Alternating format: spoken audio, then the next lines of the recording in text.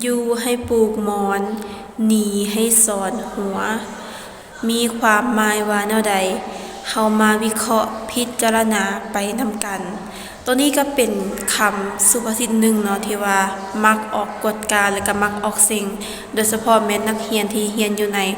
ชั้นมัธยมตอนต้นตอนปลายบ่ว่าจะเป็นม.3 ม.4 หรือว่าม .6 ม .7 เนาะซึ่งว่ามีโอกาสที่ว่าจะออกเสียงบางโรงเรียนก็ออกเสียงแล้วเนาะแล้วก็ออกเสียงตลอดสำหรับหัวข้อตัวนี้เนาะสำหรับคำสุภาษิตตัวนี้เนาะอยู่ให้ปลูกหมอนนีให้สอนหัวเนาะให้สอนหัวก็คืออยู่ให้ปลูกหมอนในหมายความว่าเวลาที่เฮาไปอยู่ไสไปอยู่สถานที่ใดเฮาต้องรู้จักหยังรู้จักทำมาหากินมีความดุมั่นขยันเพียรรู้จักสร้างความดีเนาะอยู่ให้ปลูกหมอนสำหรับต้นหมอนนี่แม่นต้นไม้ชนิดหนึ่งที่ว่าเฮาปลูกเอาไว้ใส่ไม้มันไปแบบ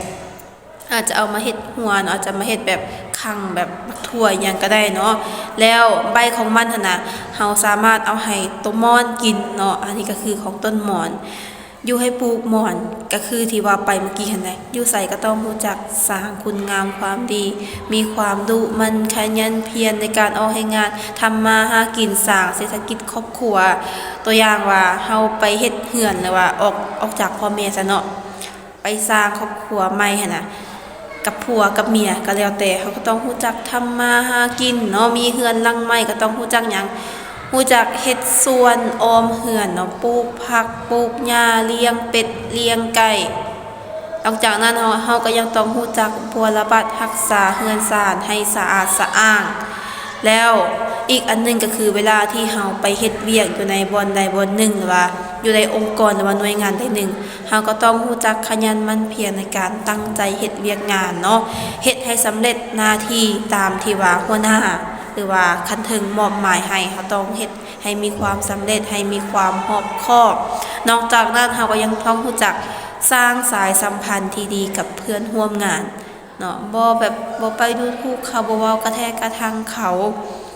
รู้จักสร้างคุณค่าเนาะแล้วก็สร้างคุณงามความดีสร้างสิ่งที่มันเป็นรูปธรรมหรือง่ายๆก็คือแบบสร้างผลงานนั่นแหละไปอยู่ไสเฮาก็ต้องสร้างผลงานอยู่หั่นเอาไว้แล้วถ้าเฮาไปอยู่นำพ่อแม่คือกันเฮาก็ต้องช่วยเวียกพ่อแม่เฮ็ดเวียกเรือนเวียกซ่านหาเงินหาค่ำช่วยแบ่งเบาภาระของเพิ่นแล้วก็รู้จักสร้างสรรค์เศรษฐกิจครอบครัวเฮ็ดแนวใดสิมีอยู่มีกินก็คือเฮาต้องได้เฮ็ดบัดนี้ที่ว่านีให้สอนหัวเนาะหัวก็คือหมายถึงหัวออมส่วนต่างๆเห็นบ่เวลาที่เฮาสิไปไสหั่นน่ะเฮาก็ยังรู้จักอัดประตูหัวเนาะแล้วก็ซ่อนหัวให้ดีๆเพื่อบ่ให้แบบโตสัตว์ทางอื่นหั่นน่ะเข้ามาในหัวเฮาได้เนาะหรือว่าเข้ามาอันเป็ดไก่ต่างๆอาจจะเข้ามาตอดผักมานี่นั่นอยู่ในส่วนของเฮาได้ฉะนั้นเวลาที่เฮาสิไปไสเฮาก็ต้องซ่อนเอาไว้อีกอันนึงก็คือเพื่อป้องกันบ่ให้สัตว์เลี้ยงของเฮาหรือว่าสิ่งที่เฮามีอยู่ข้างในออกไปทำลายของคนอื่นทางนอกเนาะนี่ให้สอนหัวนี่หมายถึงว่าเวลาที่เฮาจะออกจากสถานที่ใดหนึ่งเพื่อไปอยู่บนอื่นเนาะเฮาก็ต้องบ่สร้างปัญหาให้กับบ่อนเก่าที่เฮาเคยอยู่นะบ่สร้างปัญหาบ่ประจานบ่ทำลายบ่มางเพเนาะตัวอย่างว่าเฮาเฮ็ดเวียกอยู่ในหน่วยงานอยู่ในองค์กรนี้หั่นน่ะแล้วเฮาถูกย้ายไปอยู่บ่อนอื่นสินะถูกย้ายไปอยู่บ่อนใหม่หั่นน่ะเฮาก็บ่ต้องสร้างปัญหาทิ่มไว้ทางนี้เนาะเวียกงานที่ว่าเฮาเคยได้รับมอบหมายจากหัวหน้าหั่นน่ะเฮ็ดตัวนั้นตัวเก่าหั่นน่ะเฮาก็ต้องเฮ็ดให้มันแล้ว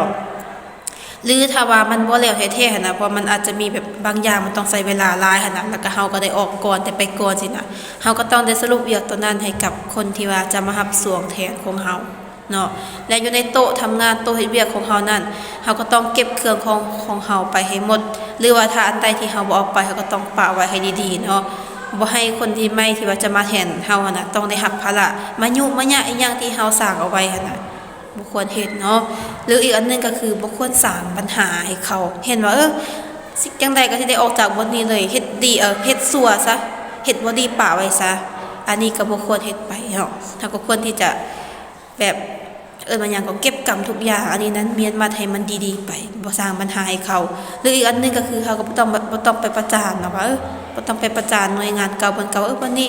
มันบ่ดีหัวหน้าบ่ดีเวียกบ่ดีเงินเดือนบ่ดีเพื่อนร่วมงานบ่ดีคนนั้นบ่ดีคนนี้แนวนั้นไปเฮาก็บ่ควรเฮ็ดไปเนาะฉะนั้นคำสุภาษิตตัวนี้นะอยู่ให้ปลูกมอนนี่ให้สอนหัวเนี่ยมันจะสอนให้เฮารู้จักสร้างคุณค่าสร้างคุณงามความดี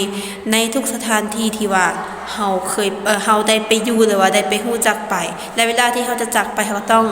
จากไปอย่างสง่างาม